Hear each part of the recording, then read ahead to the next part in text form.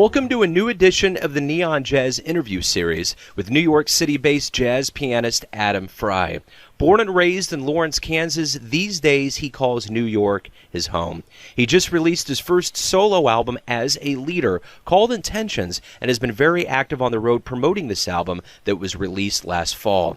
Over the course of our interview, he spoke about his best teachers, his jazz heroes, what is going to be next, and what defines him in the length of a tweet, along with much, much more. Dig it, my friends. I'm going to go ahead and dive right in, and I'm going to ask you, what has been going on with you lately? Well, I'm living in New York now as of the past 8 months or so. I moved up here this fall.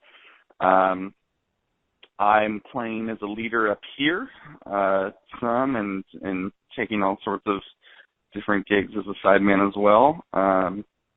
This spring I was on about a month-long tour that took me around to a bunch of places that I'm from in some capacity. I first played in Florida and in the Orlando area where my family lives now, and then played for about a week and a half in Texas, where I went to school in the Dallas-Fort Worth area, and then played in Topeka, Wichita, Lawrence, something in Omaha, so kind of all over Kansas, I guess, but I'm from Lawrence originally, so that was also sort of a homecoming type stretch of performances. So Sure. Talk to me about your debut album as a solo leader, Intentions. How is that going? Is that kind of a part of this travel aspect? Yeah, definitely. I was definitely getting that CD out there quite a bit on this stretch. Intentions I released this fall as well, and it was kind of a bit of a culmination of some of the work that I had done in Texas prior to leaving. That I recorded it over a few different sessions, but mainly in May, this past May. So it's got a lot of original music, so that was kind of an important part of it for me, is kind of honing my voice as a writer a little bit more, and slowly it's not just a trio CD. It's got a couple different vocalists, some solo tracks, features a saxophone player on one tune, so kind of has a little bit of variety to it, and in subsequent projects, I think that's kind of been the lasting impression, is just the momentum of a record and keeping things moving and always changing is something that I've kind of enjoyed about that project. Well, speaking of momentum, your momentum began in Lawrence, Kansas, and we're close enough here in Kansas City to have kind of a feeling, but Lawrence definitely has its own flavor of life. What was it like to grow up in Lawrence, to cultivate this love that you have of not only music but jazz? Well, for me personally, I'm very indebted in getting into jazz to Dan Gailey, who's the director of the program at the University of Kansas. He was very instrumental in teaching me at an early age, like 7th grade. He helped me coach up a little trio, and there aren't the venues there that there are in Kansas City. So in high school, as I learned the ropes a little better, I would go over to the Jardines and to the Blue Room session and things like that. So I was a little bit involved in the Kansas City scene, but it was still a little more isolated, and yet there were definitely playing opportunities. I played community theater. Like I mentioned, Dan at KU, every summer I went to the KU Jazz Camp, and that's sort of where I got equipped with the nuts and bolts of playing. I played in a group called the Jazz House Big Bands. It was like an American Legion community big band with this really prominent in the community saxophone player named Clyde Bison, who recently just passed away. I'm not sure if you're familiar with him, but he died earlier this week, I guess, at 97. Wow. So Clyde was a big fixture in the Lawrence music scene. And I had some friends, some peers that were a little closer to my age, and we in high school kind of coupled up some weekly restaurant gigs. That was a great experience and very valuable, and valuable in learning the ropes of the music for sure. So, when you get involved with the piano, it's an obvious indicator that your family is very interested in not only you being in music, but in music. Talk to me a little bit about why the piano, when you started, and a little bit about your family. Well, my parents got us a Yamaha Clavinova keyboard. I'm one of four, and I'm trying to even think if it would have been four of us quite at the time. My younger brother is a little bit younger, but I started at 7, and all of my siblings took piano lessons for a while. It didn't stick quite as much with my older brother, and I'm the second oldest.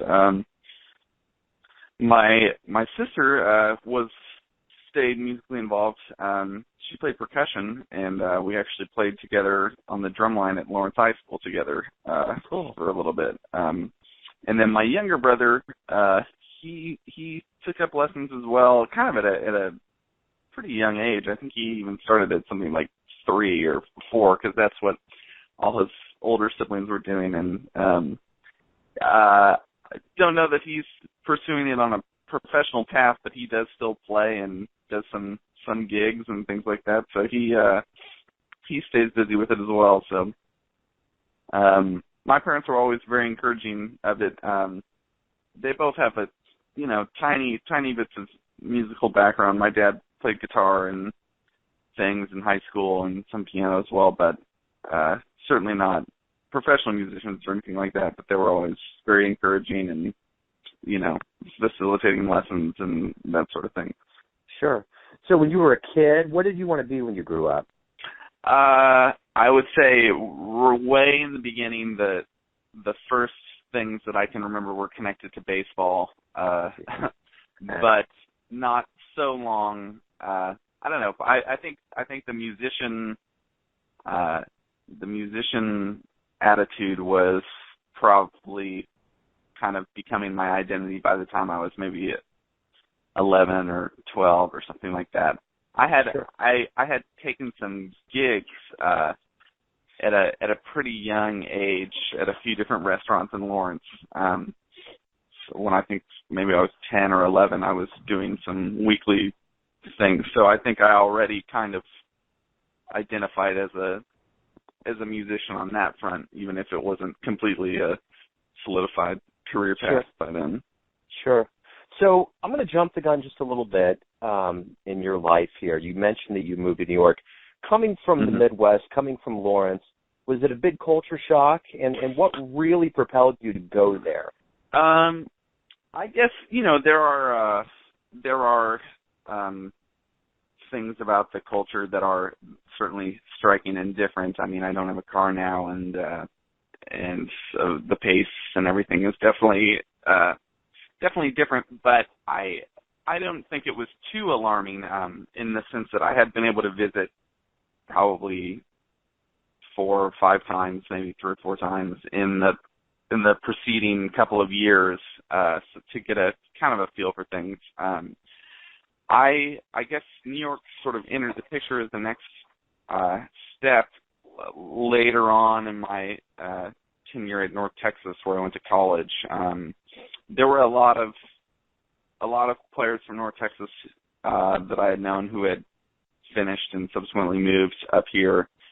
And it's just, kind of known as the place for trying to get on the map on the forefront of the jazz scene. So I sort of felt like it was just the next challenge, the next step up, if you will, after having finished school. And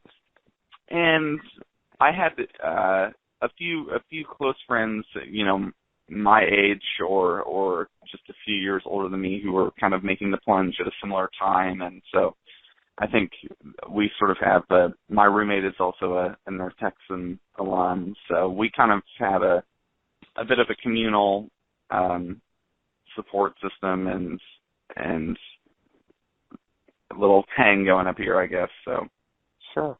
And it always seems like in your bio there's kind of this thread of competition and moving to the next level. So in 2012 at the Jacksonville Jazz Piano Competition, you were the youngest competitor. What was that like? Was that a big, huge kind of growth moment for you? Yeah, I think it was. I was a little bit surprised, I guess, to have finished first, but it was sort of a bit of an eye opener that I really, can do this on a pretty high level, and it was neat too because it was connected to a performance opportunity. So I got to play in addition to just the competition, got to play again on the festival stage, and then the following year when I played with this group called Amp Trio, and we were on a tour, I was able to set up having that group play at the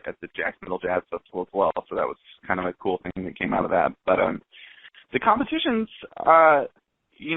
it's a tricky thing because obviously jazz is a personalized, expressive thing, and it's hard to quantify that and assign people places and all in one sense. But on the other hand, some of these piano competitions really are a positive resource for getting to meet other pianists. I know it kind of helped me meet more folks from around the country and around the world that I wouldn't have met otherwise, and kind of expand my peer base a little bit through that. So you meet all these people, and obviously if you're fortunate enough to place well, there's prizes and things involved that are helpful. But with the Jacksonville thing, it was cool. That was still pretty early in the game for me. I hadn't done many of those before.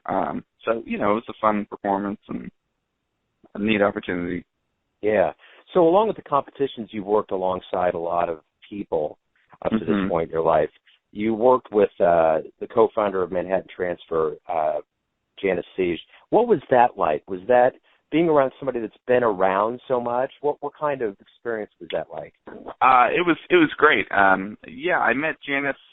She was the guest artist at North Texas with the vocal jazz group my senior year, and I was playing in that group, and she sort of extended a invite to reach out when I moved up here, and sure enough, it worked out that she had this stretch of performances that we were able to collaborate on, and she was really I guess I learned a lot musically from her, her artistic conception, but also, as you might imagine, some of the nuts and bolts of traveling together as a seasoned pro, and how she would put together a set list, or how she warmed up each night before concerts was really impressive to me. Very thorough and meticulous, and the way that she interacted with her audiences, with the presenters. I guess you just kind of absorb a lot of those kinds of cues from somebody who's done it for so long. But she was really fun to work with, and we kind of developed our own unique program together for the gigs that we did, of mainly we're playing 60s pop music reimagined in a jazz setting. So it was kind of fun to have let that program take flight over the course of a few months of getting together and playing and brainstorming. Well, I guess a little bit more hyper-local to the jazz scene. You were invited to Betty Carter's Jazz Ahead at the Kennedy Center, and Jason Moran was there. What was it like to work and to really kind of be around someone that's such a big name in the jazz world like Jason? It was great. There were lots of faculty there, and the faculty were always rotating, so we got all kinds of different perspectives in coachings and on our compositions. Probably the most striking memory as a teacher that I had from Jason from that experience was this solo masterclass where the pianist and guitarist each played a solo piece. And I just remember basically kind of his attitude in that, everybody sounded good, but he wanted to hear things that he hadn't heard before, essentially, or that we would have these kind of moments of uniqueness in our performance and then fall into a little bit of cliches, I guess, or things like that. So I don't know. He was inspiring for me on several levels, but trying to find repertoire that is unique and personal to me, that has personal significance in my life. And as a technician too, he also had lots of interesting ideas about register limitations or dynamic conception that would kind of create a distinctly original arrangement or something like that. So he was a great teacher to work with. So talk to me a little bit about your amp trio. It was mentioned, but there wasn't really that much of an elaboration in your bio, and I'm curious as to what the amp trio is all about. Well, it's myself, a bass player named Perrin Grace, and a drummer named Matt Young.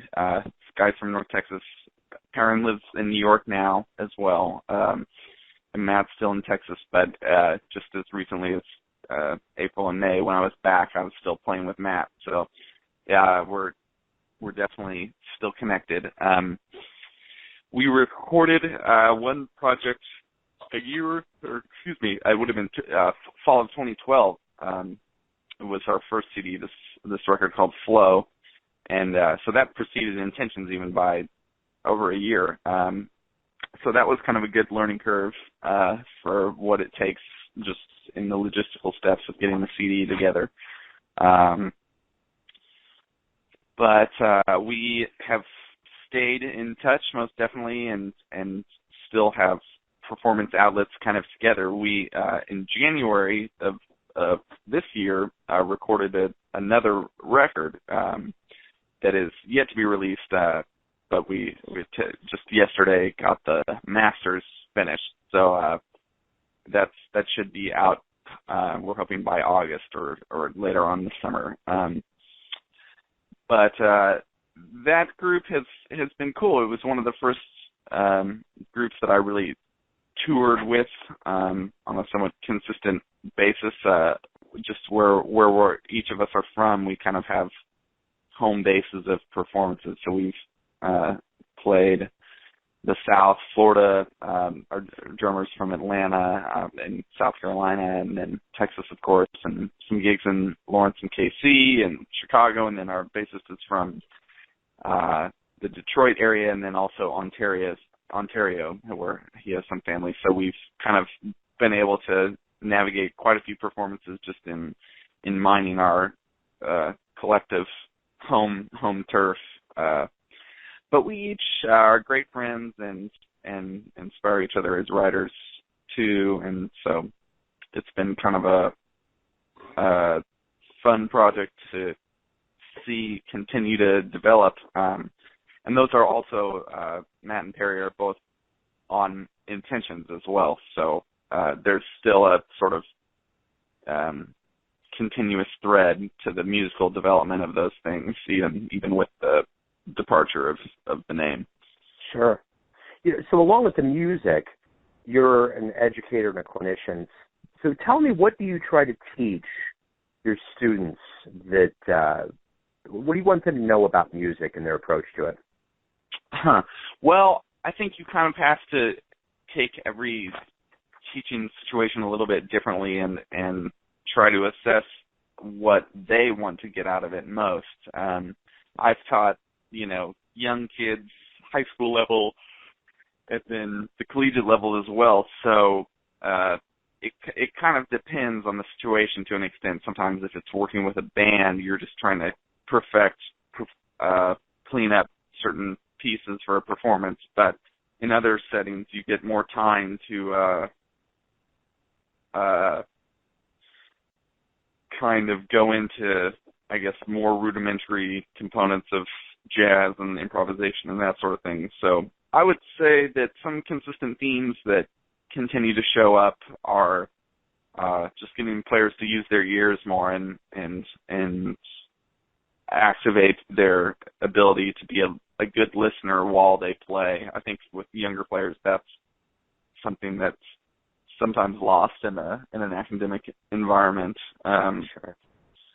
But I have a kind of an improvisation workshop, and it's also sometimes we'll do master classes with just piano players and get into some specific things with that too. So, well, as far as your life is concerned with being educated in jazz, who taught you the most?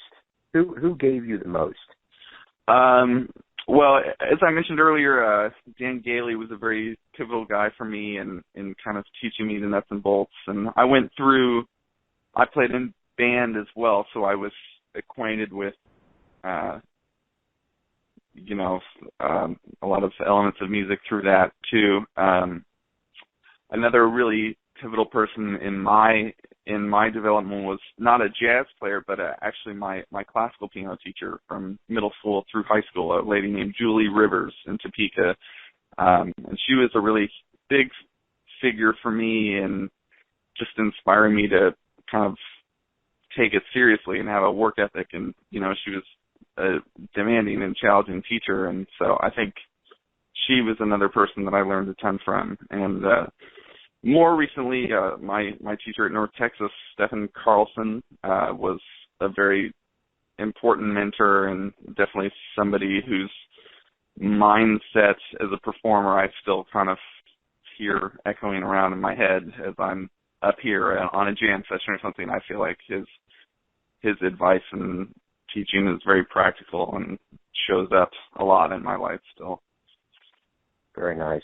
Was there an album, a jazz album specifically, that you listened to that just parted the curtains for you and you were like, oh my God, this is big? I was one of those people who got hip to Kind of Blue first, like a lot of folks, I think.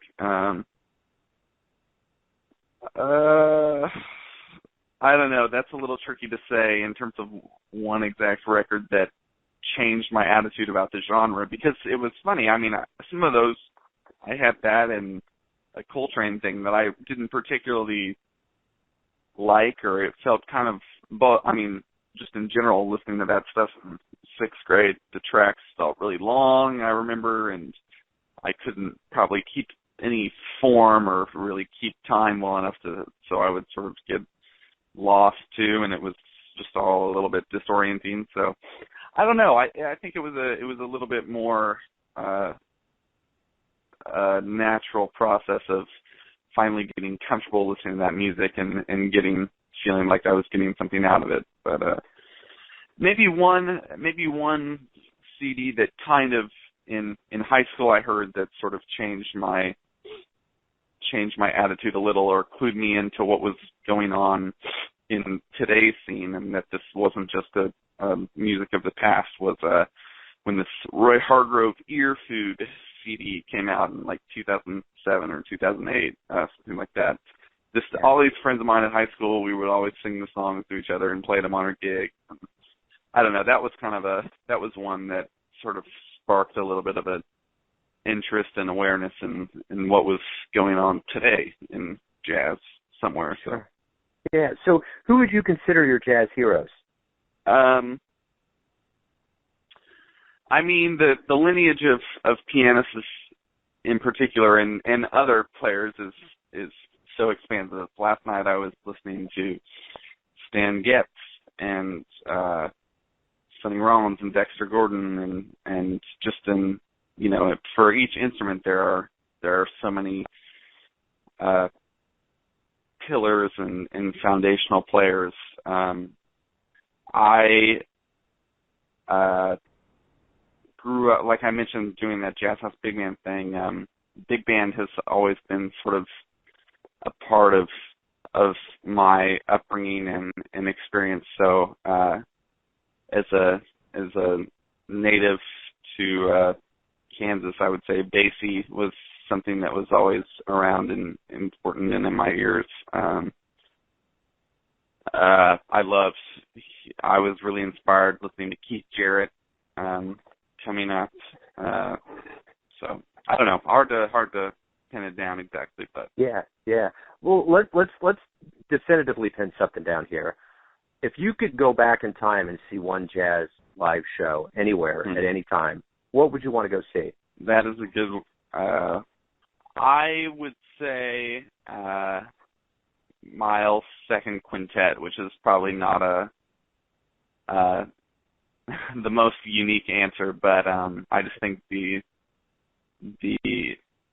personalities in that group, and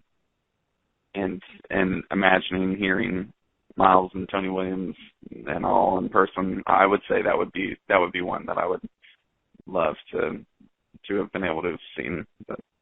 Right on. I get that answer a lot, believe it or not. Yeah. That second one is always the one for Miles. So if we talk in 10 years from now, what are you going to be happy to tell me about first? Hopefully some continued growth. I mean, I might be here or in New York, or could be elsewhere too. I just hope that I'm still playing, of course, and that I'd be kind of curious to see where my writing and aesthetic has transformed to. I feel like it's already evolved personally in the last couple of years. You know, the sky's the limit in terms of instrumentation, or kind of stripping away, I guess, somewhat the genre restrictions, or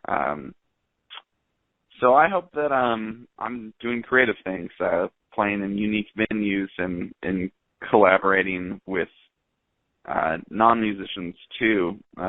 You know, just presenting interesting projects and getting to play for a wide variety of people. That's what Right on. Let me ask you this: if you had to define yourself in the length of a tweet, just a short, impactful, who are you? How would you define who you are? I mean, I am a musician, and music is a defining part of my life, of course, as I think anybody who commits to this full time would say. But I'm also just a citizen of the world too, and feel like I'm a humanist looking out for the good of mankind. Somebody who values my family and those who are close to me. I'm an avid KC Royals fan and Jayhawks fan. Nice. I don't know if that would make it in there or not, but yeah, that's nice. Yeah, just trying to bring kindness and joy to other people, and music is a wonderful tool for doing that.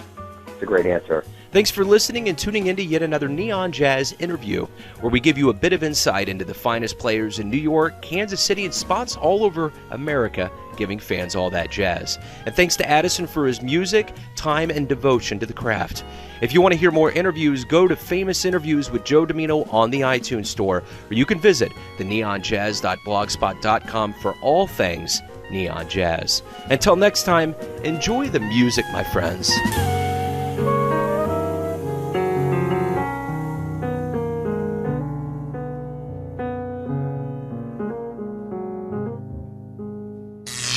Neon Jazz.